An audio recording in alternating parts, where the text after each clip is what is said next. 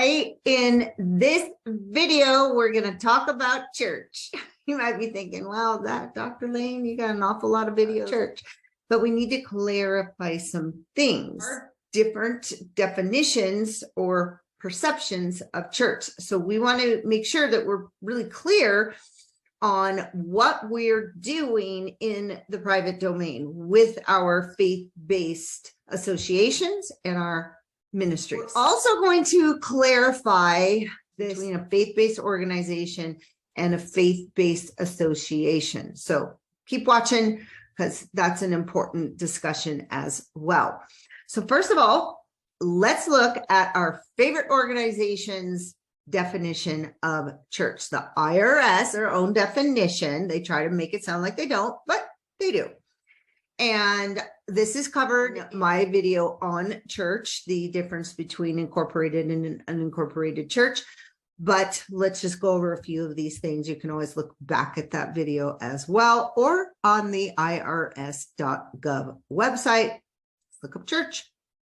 Okay, so characteristics of a church: distinct legal, a recognized creed and form of worship, distinct ecclesiastical government, just history, membership not associated with any other church or denomination. There's an organization of ordained ministers, and they can ordain ministers.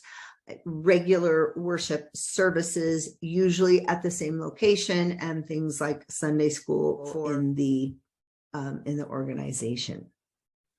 If you're liking this content, please remember to like, subscribe, and share this video. Appreciate you being here. Okay, now what was the original term for church though? Well, it didn't come along for a while. It was originally a Greek term, ecclesia. Can't talk about spiritual matters and religious history without some good Greek or Hebrew words in there. So ecclesia was a gathering, an assembly, an association, usually for organizational and sometimes some governmental administrative purposes. So again, you can think that perception of a church. They've got all those things going on there. Word church itself came along later. It was not in the early texts in the early Bibles. It was ecclesia. So that's a gathering. Now, funny enough, you may have heard myself say, or some other advisors say, or legal counsel say that there is not really a legal definition for church. And you might think, that's awfully strange. But in a matter of speaking, that is true, because when you go to Black's Law Legal Dictionary, which is the one to go to, especially earlier editions, then the definition for church: it's a gathering. It's a religious society founded and established by Jesus Christ, still the most common recognition of a church, to receive, preserve, and propagate his doctrines and ordinances.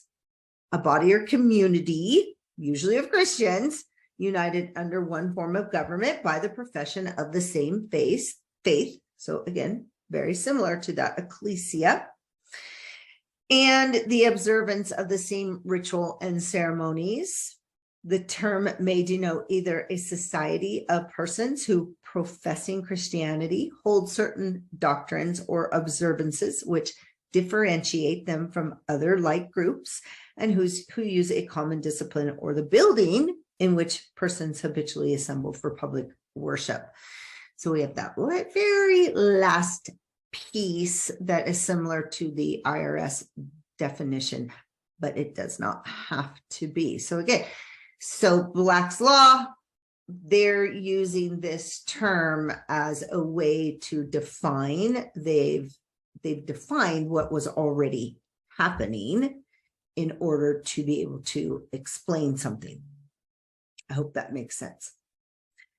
So when we're thinking about private associations, private ministerial associations, ministries, and churches that are unincorporated and non-statutory, then we can begin to see how that behind that private shield, we're leaning on the Constitution that says we have a right to associate, we have a right to gather, we have a right to assemble, we have a right to religious liberty, we have a right to free speech. They all go together. Okay. Now let's talk about faith-based organization. This is a bit of an update on some of my earlier videos. Not going to take those down. It's still important information, but this is a perceptual thing that we really want to actually have you be more clear on. So a faith-based organization can be a church, a ministry, an association. There can be an integrated auxiliary, could be a non-profit, it could be a not-for-profit, it could be a for-profit, it could be a temple, a mosque, a synagogue. So in there, you will notice perceptionally that when you hear the word church, or you hear the word ministry, or the word temple or synagogue, you have a pretty good idea of what is actually happening there. It's a place of worship. It's a place of gathering.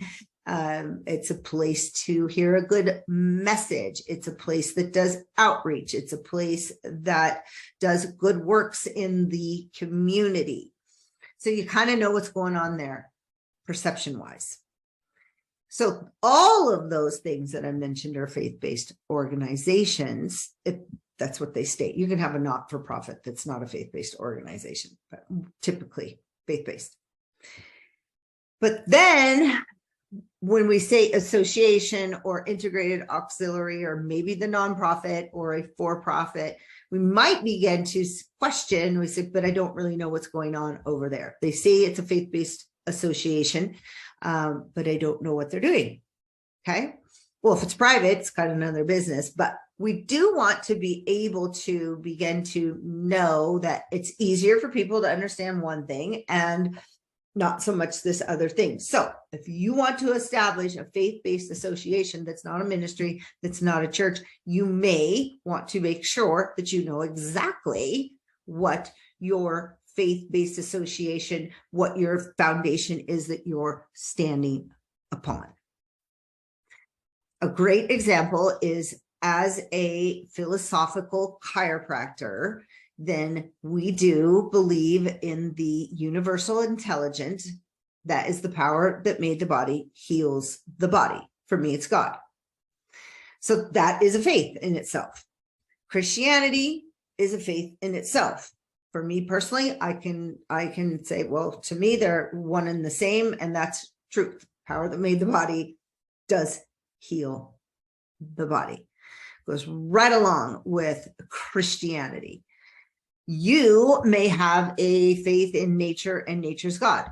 Just be ready to defend that position down the road if you don't have something that is perceptually easier to understand. So rather than calling our faith-based associations a faith-based organization, we're going to continue to school ourselves to say faith-based association, faith-based nonprofit, faith-based for-profit. There is that distinction, and there's a greater foundation of perceptions. For being here, see you in the next video.